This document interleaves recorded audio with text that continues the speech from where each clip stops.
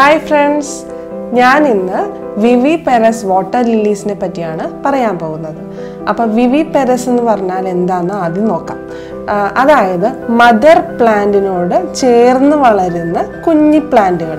അതിനെയാണ് Viviparous എന്ന് പറഞ്ഞ ടേം കൊണ്ട് ഉദ്ദേശിക്കുന്നത്. അപ്പോൾ എങ്ങനെയാണ് ഒരു Viviparous വാട്ടർ ലില്ലി കണ്ടുപിടിക്കേണ്ടതെന്ന് നോക്കാം. നമുക്കൊരു Viviparous ആയിട്ടുള്ള വാട്ടർ ലില്ലിയുടെ ഇലയുടെ സെൻറ്റർ പോർഷൻ, ഒരു മെച്ചുവേർഡ് ആയിട്ടുള്ള ഇലയുടെ സെൻറ്റർ പോർഷനിൽ ഒരു കുനിപ്പ് കാണാൻ പറ്റും. ആ കുനിപ്പ് ക്രമേണ ഒരു ലീഫായി മാറി ഒരു പ്ലാന്റായി മാറുന്നതായിട്ട് നമുക്ക് കാണാൻ പറ്റും. അപ്പം മദർ പ്ലാന്റിൽ നിന്ന് അത് നമ്മൾ കട്ട് ചെയ്തെടുത്തിട്ട് ഒരു വെള്ളത്തിൽ ഇങ്ങനെ ഫ്ലോട്ട് ചെയ്തിടുക. കുറച്ച് ദിവസം കഴിയുമ്പോൾ അതൊന്ന് വേര് ഇറങ്ങി വരുന്നതായിട്ട് കാണാം. നന്നായി വേര് വന്ന ഒരു പ്ലാന്റ്ലെറ്റിനെ നമുക്ക് വേറൊരു പോട്ടിലേക്ക് നടേണ്ടതാണ് കേട്ടോ. അപ്പോൾ നടേണ്ടത് എങ്ങനെയാണെന്നുള്ളത് നമ്മൾ കഴിഞ്ഞ വീഡിയോയിൽ പറഞ്ഞിട്ടുണ്ട്. അപ്പോൾ അതിൻ്റെ ലിങ്ക് താഴെ ഡിസ്ക്രിപ്ഷൻ ബോക്സിൽ കൊടുത്തിട്ടുണ്ട്.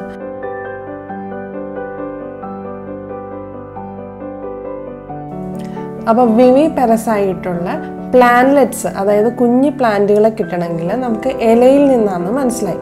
അപ്പോൾ ഇലക്ക് നല്ല ഗ്രോത്ത് ഉണ്ടെങ്കിൽ മാത്രം, അല്ലെങ്കിൽ മെച്യൂർ ആയിട്ടുള്ള ഇലയിൽ നിന്ന് മാത്രമാണ് നമുക്ക് പുതിയ പ്ലാന്റ്സ് അവൈലബിൾ ആകുള്ളൂ. അപ്പോൾ വാട്ടർ ലില്ലീസ്, അതായത് Viviparous ആയിട്ടുള്ള വാട്ടർ ലില്ലീസ് ഡയറക്റ്റ് പോട്ട് ചെയ്ത് മാക്സിമം വളമൊക്കെ കൊടുത്ത് ഡയറക്റ്റ് പോട്ട് ചെയ്താണ് നടേണ്ടത്. ഇനി കുറച്ച് Viviparous ആയിട്ടുള്ള വാട്ടർ ലില്ലീസിൻ്റെ പേരുകളൊക്കെ നമുക്ക് നോക്കാം.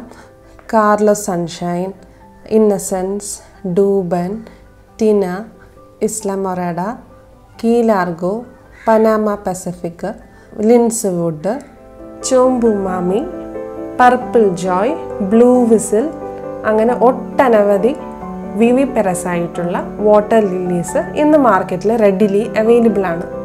അതിൻ്റെ അകത്ത് ഏറ്റവും സൂപ്പർ സ്റ്റാർ എന്നും ഏറ്റവും ബേസിക് എന്നും പറയുന്ന വെറൈറ്റി ഡൂബൻ എന്ന് പറയുന്നതാണ്.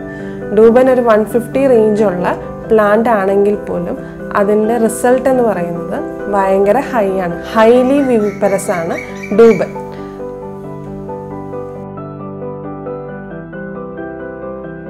Viviparous ആയിട്ടുള്ള വാട്ടർ ലില്ലിയുടെ കെയർ നമുക്ക് നോക്കാം.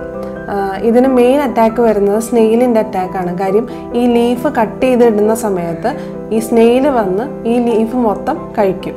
അപ്പോൾ അത് ഒഴിവാക്കാനായിട്ട് ക്യാബേജിൻ്റെ ഇല നമ്മൾ തലേ ദിവസം രാത്രി ഈ വെള്ളത്തിലേക്ക് ഇട്ട് വെച്ചേക്കാം. അപ്പോൾ രാവിലെ ആകുമ്പോഴത്തേക്കും എല്ലാ സ്നെയിൽസും ക്യാബേജിൻ്റെ ഇലയിൽ പറ്റിപ്പിടിച്ചിരിക്കും. അപ്പോൾ അതിനെടുത്ത് നമ്മൾ നശിപ്പിച്ച് കളയാം. അതിൻ്റെ അകത്ത് സ്നെയിൽസിനെല്ലാം നമ്മൾ നശിപ്പിച്ച് കളയാം. അങ്ങനെയാണ് സ്നെയിലിനെ നമ്മൾ കൺട്രോൾ ചെയ്യേണ്ടത്. കംപ്ലീറ്റ് ആയിട്ട് റിമൂവ് ചെയ്യാൻ പറ്റില്ല, കൺട്രോൾ ചെയ്യാൻ പറ്റും അങ്ങനെ ഇടയ്ക്കിടയ്ക്ക് ചെയ്ത് കൊടുക്കാനെങ്കിൽ.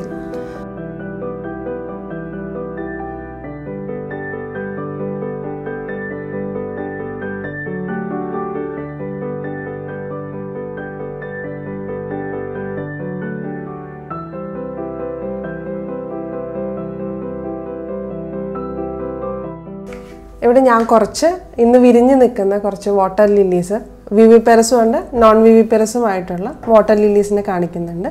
ആർക്കെങ്കിലും ഇൻട്രസ്റ്റഡ് ആണെങ്കിൽ ഞാൻ ഡിസ്ക്രിപ്ഷനിൽ കോൺടാക്ട് ഡീറ്റെയിൽസ് കൊടുത്തിട്ടുണ്ട്.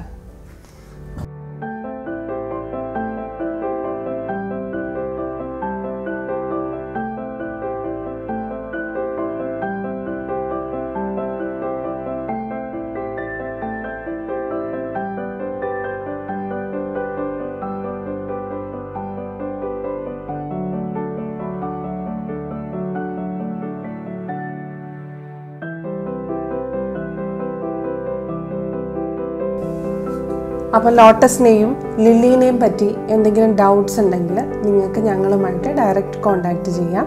നിങ്ങളുടെ വിലയേറിയ അഭിപ്രായങ്ങളും നിർദ്ദേശങ്ങളും കമൻറ്റ് ബോക്സിൽ രേഖപ്പെടുത്തുക.